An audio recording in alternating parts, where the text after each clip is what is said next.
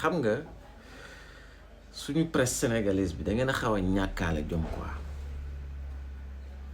Qu'est-ce que vous voulez à vouloir accompagner quelqu'un boo xam da ngeen a jugé ne que ne mënul il ne peut pas ba tax ngeen di def seen yii ngeen di def pour ami convention ki yëf du jàll.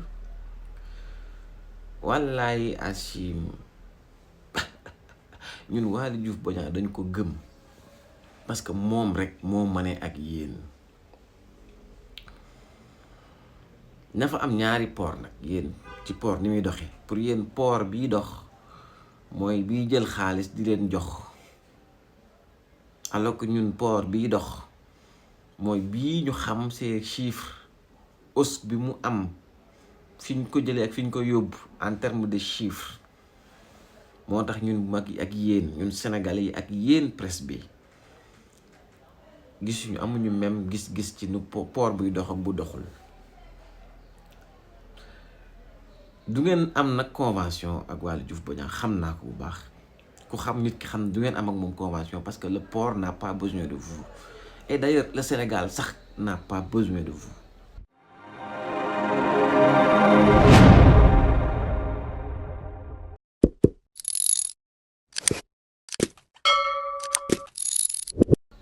matewu leen ko taxawewu leen ko jëfewu leen ko. ñun nag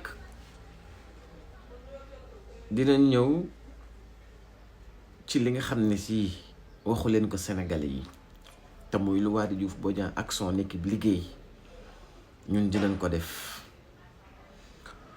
Vous pouvez écrire ce que vous voulez mais vous ne pouvez pas arrêter cette machine qui est en marche. Le Sénégal est en train de changer. réew mi ngi soppeeku mi ngi dox ñi ngi ciy gis suñ bopp. réew mi nag dëgër na ñàkk na xaalis loolu kenn mënu ko weddi te bu réew mi neexoon nii wala bu yomboon dëgg ñu xam ne kon la Ousmane Sonko doon waxal Macky Sall du dëgg. réew mi metti na gi ngeen di wax rek mooy confirmer la ngeen nekkoon du dëgg. Macky Sall mi ngeen doon jàppal tànk. depuis un moment une partie ci yéen da ngeen di acharné wu ci Waly Diouf Bodiang di multiplier seeni attaques injustifiées ay fausses accusations contre sa gestion lu ne ngeen waxal ko bu ngeen xëyee suba rek chaque jour bu ngeen amul lu ngeen wax rek ñun nañu wax ci port ak Waly Diouf Bodiang ak sa gestion. kenn xamul tax acharnement bi peut-être que moom li ngeen comprendre que ne négocier wul defut ak yéen nen moo tax ngeen ne nan dundeek moom noonu ay ca nan ci dem ak moom parce que xam ngeen na changement mi ngi am ca mënoo leen ci lenn. on ne peut que vous alimenter pour que ngeen di dénigrer yéen mais 5 ans c'est long. Et je peux même dire que 50 ans, c'est très très long. Vous allez le faire pendant 50 ans, Inch'Allah. Alors, moi, est-ce que vous avez changé? Les faits parlent d'eux-mêmes et une croissance solide. Lañ gis ci port autonome Dakar ñun d'après chiffres yi ñu am ci suñuy ordinateur.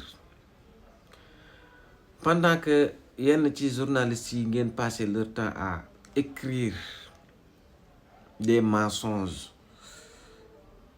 les chiffres eux-mêmes ne mentent jamais. Ils n'ont jamais menti. Te chiffres yooyu lañ utiliser doon ko jox Sénégalais yi ban xam ne Macky Sall était le pire président de tous les temps. Ces mêmes chiffres la ñuy ñëw wax Sénégalais yi bañ xam ne li ngeen di wax ay kàcc la li ngeen di bind ak li am du benn.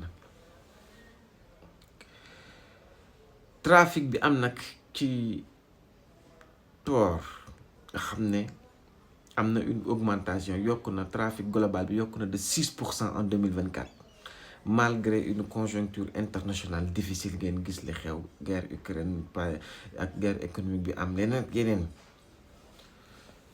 port du Sénégal Waly Diouf Bodiang et son équipe réussir nañ ba am une augmentation du trafic de 6% ci 2024 bi ngeen ne loolu yéen di ngeen ko bind di ngeen ko wax sénégalais yi.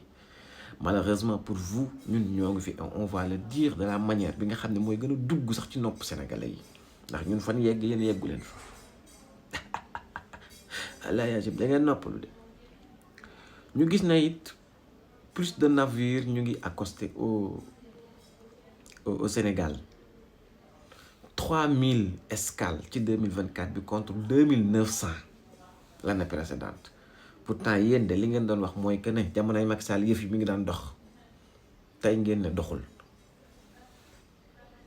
ci ñu am chiffre 3000 contre 2900 ci 2023 ak 2024 yéen a bon yéen a mën a fen. ci wàllum exportation am nañ une forte progression 5 millions de tonnes ñu exporté ko en 2024 contre 3 millions en 2023 mu nekk une hausse spectaculaire, je répète spectaculaire, de 68%. ngeen bëgg ko waxee ne leen Sénégalais yi ne maanaam doxul du dëgg yi na mën a meew. Et pourtant au lieu de reconnaître ses performances vous préférez manipuler l'opinion avec ay titres alarmistes xam nu ma ko mën tuddee des interprétations blessées yoo xam ne si jubluwu leen ci lenn lu dul nañ acharné wu ci kaw Waly Diouf Bodiang ba mu jaral ñu fen ci chiffres yi ba mu jaral ñu fen ci liggéeykat yi nga xam ñoo nekk ca porte di ko doxal na mu waree. Pourquoi vous nous cachez la vérité? Pourquoi vous cachez la vérité aux Sénégalais? ñun sax mënatu leen ñoo cacher la vérité parce que lépp lañ yëg ñu ngeen yëgee amee information yi ñu ko raw lañ koy amee. Un Sénégal qui avance avec une vision claire et une gestion efficace n'est pas une bonne nouvelle pour vous parce que bu ngeen sañoon ñii dañuy échouer mais duñ leen bàyyi ngeen désinformer ngeen déformer la réalité. Le port autonome de Dakar devient plus compétitif et plus performant mooy li dëgg. ñaareel bi chose mooy des réforme stratégique jël nañ ko fa moom Waly Diouf Bodiang ci ni muy doxee ak équipe am ni ñuy doxee pour faire du Sénégal un hub comme ni may déggee gars yi di ko wax maritime en Afrique te mu ngi am mi ngi décidé wu nit ñaa ngi koy gis di ci teg seen bët yéena ko nanguwul wax. ñu gis na le projet de Ndayane avance un pas de plus vers un port moderne et adapté aux défis de demain. Pourtant ngeen na du ngeen ko wax gis ngeen ko teg ngeen seen bët da ngeen a lànk di ngeen ko wax. li ngeen bëggul Sénégalais yi xam ko contrairement à ce que vous voulez nous faire croire mooy port autonome de Dakar wàccul, il ne regresse pas, dafa nekk di avancer, il progresse. te mooy li leen neexul mooy li leen metti li leen arrangé wul politiquement et dafay progresser sans yéen. C'est ça qui est encore mieux. Port autonome de Dakar day progresser sans la presse sans yéen sans convention day dox.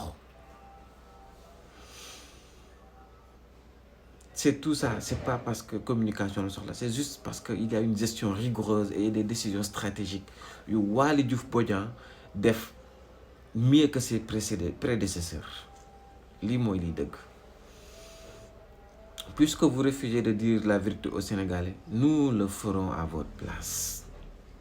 Nous soutenons Waly Diouf Bodiang ak son équipe et nous continuerons à défendre les vrais résultats avec des chiffres à l'appui, comme ni ñu koy defee tout le temps. Le changement est en marche et personne ne pourra l'arrêter.